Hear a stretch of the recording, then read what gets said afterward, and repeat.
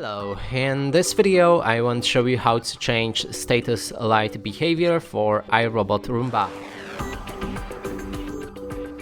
And to do this we'll need to pair this robot with iRobot app. I shown you how to do that previously. Now we want to scroll down for the product settings and enter status lights.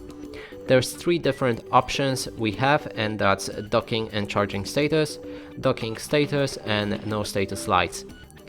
And first one will show robot's charge level on the light ring. Keep the button pulsing when fully charged. Docking status will keep the bottom of the light ring repulsing when the robot is correctly on the charging station.